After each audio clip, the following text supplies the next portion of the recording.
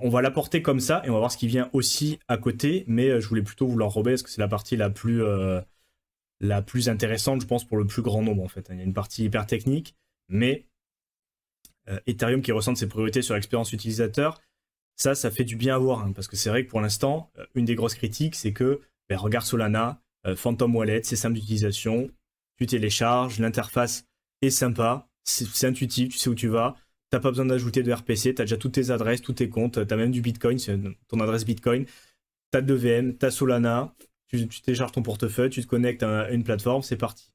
Mais Tamask, c'était pas ça, hein. Il faut connecter, ajouter des RPC manuellement, regarder, ajouter les tokens si tu les as pas. Donc en fait, pour mettre en route, ça demande déjà de comprendre pas mal de trucs, de faire des manips. C'est pas plug and play, quoi. C'est tu télécharges ton truc, en plus, bon, c'est un peu plus compliqué. Bon, Rabi, c'est clairement mieux, mais dans l'idée, on peut pas nier que l'expérience utilisateur sur Ethereum, ça rebute pas mal de gens.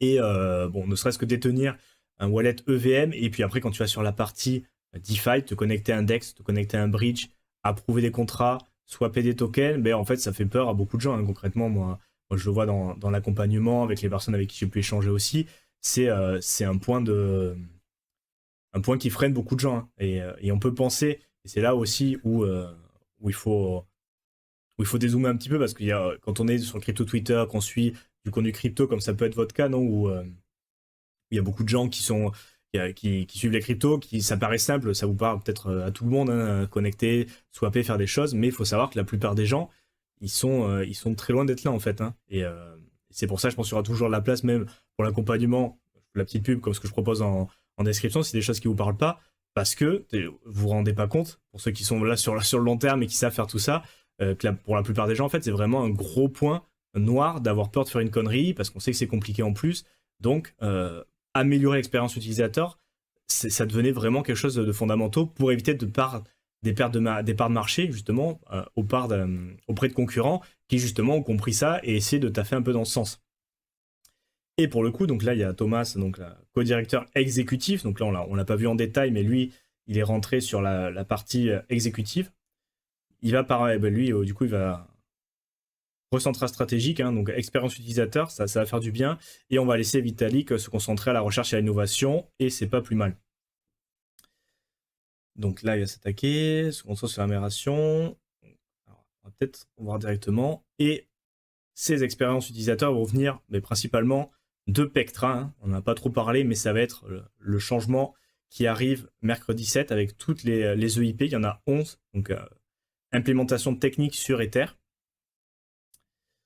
Alors, on va prendre celui-là. Donc là, vous avez, pour les plus tech, vous allez voir Pectra, vous allez voir tout ce qu'il y a, hein. Donc les 11 EIP qui vont être implémentés. Et dans l'idée, alors est-ce que je vais faire, peut-être commencer par là. J'ai demandé à ChatGPT un petit résumé et on va commenter aussi en direct sur la page, hein. Donc il y en a plusieurs qui sont assez techniques, qui peuvent apporter des choses, mais qu'on va pas forcément voir passer en tant qu'utilisateur, hein. Donc une EIP, on va même pas dire les noms parce que j'ai pas envie de m'embrouiller les pinceaux avec tous les noms, qui vont relever le plafond d'un validateur de 32 Ethers à 2048. Donc les gros opérateurs vont pouvoir fusionner leurs nœuds, réseau moins combré, coût opérateur plus bas, récompense qui se capitalise pour les solo stakers. Dans l'idée, bon, ouais, il y a ces choses qui sont positives. Il y en a qui font des critiques sur la décentralisation parce qu'effectivement, c'est pas bon. On aura des nœuds qui sont de plus en plus gros, hein, concrètement, ça amène ça. Mais c'est vrai que dès maintenant, bon, c'est jouable, mais pour un particulier solo, bon, autant des nœuds Bitcoin, pas des mineurs, hein, des nœuds Bitcoin, attention, c'est plutôt simple à installer pour quelqu'un solo, même si je pense que la plupart ne le font pas. Autant avoir un validateur Ether, bon déjà il faut avoir 32 Ethers, ce qui n'est pas le cas de tout le monde, et gérer la technique, hein, gérer toute la partie validation, être toujours en uptime, pas se faire slasher, donc je pense que la plupart des gens, de toute manière, sont pas validateurs sur Ether, donc bon, à voir ce que ça implique. Mais bon, c'est une des propositions. Le IP 7002 qui va permettre de déclencher un retrait puis la couche d'exécution, donc récupérer tes fonds sans dépendre d'opérateurs tiers, soit. On va avoir des dépôts sur les validateurs beaucoup plus rapides, hein. Donc ça, il va y avoir une scalabilité de la L1 et des L2, donc en gros, tout va être plus rapide, que ce soit de dépôt et récupération des fonds. Donc ça va être plutôt pas mal aussi pour la rapidité. Alors, il y en a d'autres aussi qui vont scaler, mais tenez bien en compte que comme ça va aller beaucoup plus rapide pour valider et inscrire les transactions, on va peut-être se faire moins bouffer par la MEV, hein, donc tout ce qui va être attaque sandwich. Vous savez, on en parle souvent, tout ce qui va être les gens qui vont essayer de front-run les trades. Hein. Quand nous on achète une transaction, tu mets certains frais de gaz. Il y en a qui peuvent l'avoir dans la pool, de dire ok, je vais front, donc je paye plus de frais pour passer avant, je revends juste après. Là, ça va être beaucoup plus rapide, donc ça va être faisable toujours, mais beaucoup plus touchy d'arriver à faire des attaques MEV. Mais pour le coup, ça peut aussi réduire un peu toute la partie validateur et valeur qui récupère au travers de la MEV, parce qu'il y en a une négative sur les attaques sandwich, mais il y a aussi de la MEV positive avec tout simplement optimiser les frais qui manquent un peu pour la couche de base. C'est pour ça que le prix est un peu baissé aussi. D'autres IP sur la scalabilité. Donc on augmente le nombre et la cadence des blobs. Donc, tout simplement, les relais vont pouvoir publier plus de données. Donc des frais encore plus bas. Alors là, on peut le voir de deux manières différentes aussi. Hein. Donc les L2 vont pouvoir publier plus de données par bloc.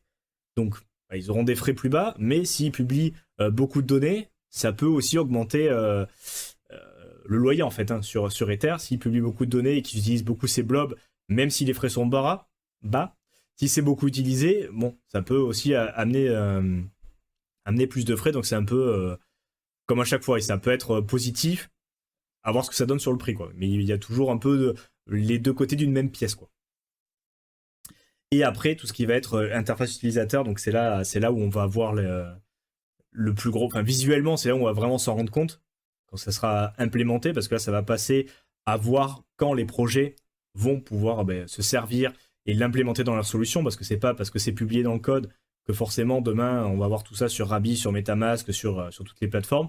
À mon avis, il y aura quand même un temps de latence. C'est pour ça que je pense aussi que le 7000 ne va pas se passer grand-chose, que ce soit au niveau du prix comme au niveau de l'implémentation. Ça va prendre plusieurs semaines, voire plusieurs mois pour vraiment infuser dans l'écosystème. Mais pour le coup, là, on a vraiment des améliorations sur l'expérience avec... ça c'est juste pour le wallet, mais dans l'idée, on a des batch transactions. C'est-à-dire qu'on va pouvoir approuver plusieurs transactions en une seule manip. Donc, fini en fait de se connecter à Uniswap, à OneInch, avec un nouveau portefeuille.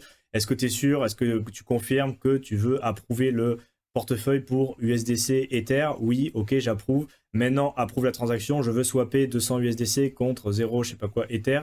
Oui, je confirme. Là, avec la vitesse d'exécution améliorée, on va pouvoir, quand ça sera implémenté, se connecter sur la même transaction, swap USDC Ether, bim, approuvé, bam, signé. Et en quelques minutes, c'est inscrit, donc beaucoup plus rapide et beaucoup plus intuitif. Et ça va éviter de se faire niquer sur les frais de transaction, comme ce qui m'est arrivé sur le dernier bull run, hein, de ne pas approuver le contrat. Bon, c'est pas évident, hein, c'est pas évident quand tu es débutant. Moi aussi, je l'ai été à un moment. Donc là, déjà sur la partie transaction, ça sera plus simple. La partie signature aussi. Et on aura aussi, ça peut être pas mal. Donc il y a déjà des protocoles qui permettent de le faire, hein, en gazless. Mais on aura, alors, il va y avoir plusieurs options. Là, on va avoir un gazless, c'est-à-dire qu'il y a les protocoles, certains portefeuilles, certains projets qui vont pouvoir payer les frais de gaz pour les utilisateurs, hein, comme ce qu'on avait notamment sur Illuvium. Alors, je ne sais plus qui c'était, Immune. Il y a déjà des prestataires en fait qui permettent au projet de prendre en charge les frais des utilisateurs. Parce que pour Ether, ça peut être un gros frein, hein. Vu les frais, on sait ce que ça peut donner. Donc, il n'y aura même plus besoin de frais en fait, potentiellement sur certains projets, certains portefeuilles, où on pourra juste en recevant le token, parce que ça c'est aussi un gros point de blocage. Croyez pas, hein, il y a des gens qui reçoivent un token, comment je fais pour le bouger? Bah oui, t'as pas de frais de gaz. Ah, comment je fais? Mais il faut que tu transfères en fait dans notre portefeuille des frais de gaz. Ah mais j'en ai pas, mais du coup tu connectes à l'exchange, tu envoies des euros, tu achètes de l'Ether, tu l'envoies sur ton portefeuille, après tu le bridge sur Arbitrum parce qu'il te faut de l'Ether sur Arbitrum, et après tu peux commencer à jouer. Mais conceptuellement, c'est un peu chiant à comprendre. Là, on aura du gas abstraction et aussi du paiement du gaz en USDC ou en jeton. Donc, avec un token qui n'est pas le coin natif, c'est-à-dire qu'on pourra payer les frais de transaction avec du USDC ou un autre type de token qui est accepté, mais il n'y aura plus forcément besoin d'avoir ces frais de gaz en natif sur la chain dont on a besoin, qui jusqu'à présent, même quand tu sais faire, c'est chiant, ça ajoute de la complexité. Quand tu veux bridger, il te faut des frais de gaz sur la blockchain de départ et sur la blockchain d'arrivée. Donc il faut que tu fasses gaffe. Surtout sur les layers 2, t'as de l'Ether, mais après il faut que tu bridges sur une layer 2, après il faut que tu rebridges sur une autre layer 2, après il faut que tu te connectes, il faut que tu approuves le contrat, il faut que tu bridges. Enfin, c'est chiant, même pour ceux qui savent faire, ça prend du temps. Et c'est vrai qu'à mon avis, on va pouvoir l'améliorer. Et moi, j'ai beaucoup d'espoir là-dessus, en fait, hein, sur le fait qu'on se rapproche là-dessus et qu'on se rapproche au final de plus en plus sur une expérience qui est souhaitée par la plupart des gens. Au final, c'est qu'on sache à peine qu'on soit en crypto, hein, parce que quand tu tapes à te connecter les contrats, c'est chiant et tout, t'as bien compris que t'es en crypto. Mais si on peut avoir, et ça c'est un peu la philosophie que j'aime bien sur Tao, non, sur certains projets au final, que tu te connectes, voilà, tu peux même faire tout ce qui est social signature, donc te connecter à un wallet, pas avec des 12 mots, mais avec, ça peut être une adresse mail ou plusieurs comptes, plusieurs adresses mail, plusieurs moyens qui ne sont pas forcément des seed phrases, type Argent X aussi, qui permet de faire du multisig avec ça. On se rapproche petit à petit d'une adresse où tu as besoin de rentrer un nom d'utilisateur, un ID, pourquoi pas Zcouch, chose comme ça, une identité en ligne, qui ne soit pas forcément un portefeuille, avec une clé privée classique, et tu peux commencer à recevoir et à trader des cryptos sans te faire chier avec du frais de gaz, sans avoir besoin de regarder ce que tu approuves forcément, que ce soit beaucoup plus fluide, que ce soit beaucoup plus intuitif, et du coup ça en termes d'adoption, très clairement on passerait un step assez important, hein, parce que pour l'instant on force de constater que ça s'est amélioré, mais on n'est pas encore là, quoi. Et après tout ce qui est sécurité dev, on va même pas le voir, mais dans tous les cas vous les avez là si vous voulez regarder dans le plus technique. Mais moi ce qui me paraît le plus important, l'aspect technique c'est important, mais dans tous les cas tout ce qui va être moi j'attends de voir en fait l'implémentation de tout ce qui va être utilisateur, qui à mon avis pourra apporter beaucoup d'air frais à l'écosystème, quoi. Et du coup, comme on le voit, la roadmap, elle reste centrée sur la L2, à voir comment ça se passe au niveau des frais, mais dans tous les cas, les fondamentaux, ils restent solides, hein. Ils ont fait les tests, à mon avis, ça va bien se passer l'implémentation, mais on va vers de l'amélioration à chaque fois. On va vers l'amélioration de la blockchain et des possibilités, donc c'est plutôt positif sur les fondamentaux, hein. Si on était positif il y a 1 an, 2 ans, 3 ans, là, on est sur quelque chose encore plus solide techniquement et les possibilités vont être encore meilleures.